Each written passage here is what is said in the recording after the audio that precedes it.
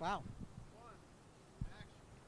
I'm Joe Ross with CNR News, giving you breaking news from the Midwest. We're here broadcasting live from Monument Circle in beautiful downtown Indianapolis. We're here for the Green Truck Summit this week. This is where American companies are coming to learn ways to change their truck fleets over to alternative fuel vehicles.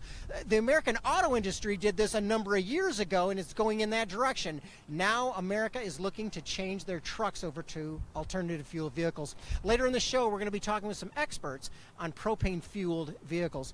But first, we have Bob Schultz. He is the key spokesperson for the city of Indianapolis.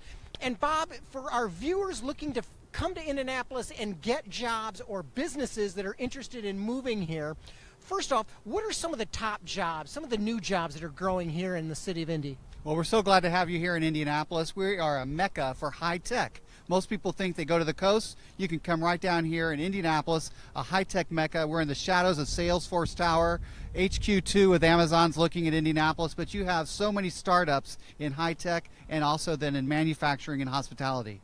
So there's plenty of jobs if people are looking. As far as businesses, what businesses should be looking to move to Indy? Well, the cost of living. So one of the biggest reasons to move here is an incredible cost of living and also quality of life. We are a sports mecca as well. So more, CNR News is here, ABC News, NBC News. They all come here to qualify sports as one of the great parts of Indianapolis. Well, Bob, thanks for mentioning our competition. No, actually, I love all those companies. They were just here filming as well.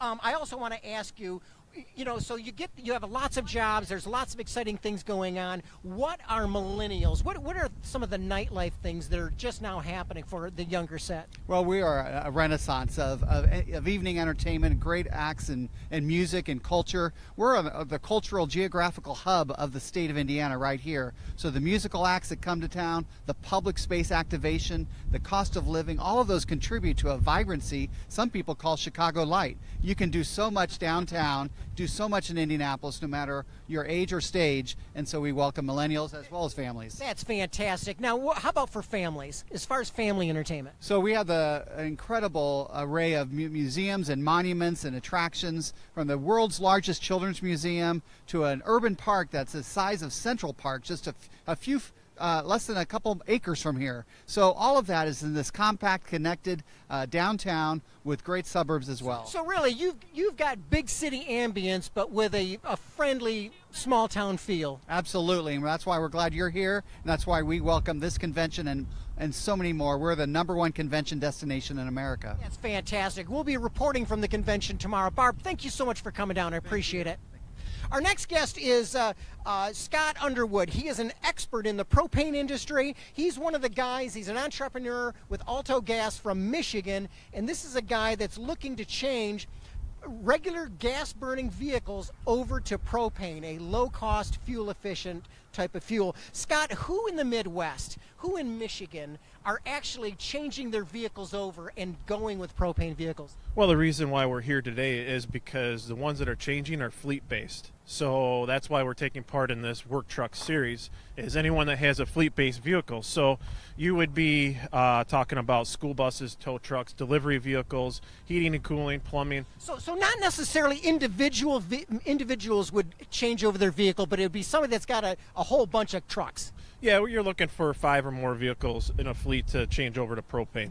That's where it makes sense. Okay, and I know the propane industry is very excited about this, and you guys are actually, this year, you're going to pay people to switch their vehicles over, aren't you? You're going to give them cash money? Absolutely. So we're looking for the new people that's never tried it, and we want to introduce them to the propane, and we're offering a $2,500 rebate for their conversion on any new vehicle. And that's the total, $2,500 for every single vehicle if somebody wants to convert their vehicle over? Yes. Okay, can you give me some, are police stations and cities actually doing this as well? Oh yeah, municipalities are loving it. The police cruisers, you got the DOT looking into it. You got school buses, transit agencies. They're all familiar with the propane. And just before our broadcast, a FedEx truck went by that was actually being powered on propane. It was really cool to see that. I appreciate you coming on the show. Thank you. Thank you. Our next guy, another expert on propane, alternative fuel trucks, is Ronnie Martinez. He is a manufacturer. He is a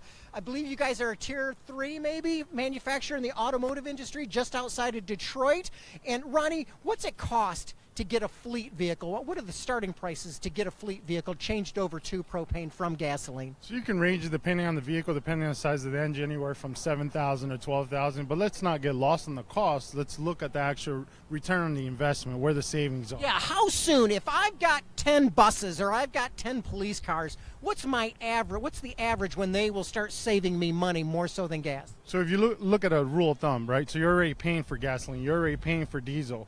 Just take off $1 off of that, 80 cents to $1 less than that. It's really more or less is what you're going to be saving when you're switching over to propane. So really, is it the first year you're going to start seeing savings? I mean, literally paying for that investment and getting a return. In most cases, a fleet will pay for their initial investment in less than a year. That's before incentives and before rebates. Okay, tell me about the changeover itself. Is it just a carburation issue? And how easy is it to convert some of these existing gasoline vehicles over to propane? So we can just point you in the right direction as far as one of our local dealers. They can convert a vehicle in one a day.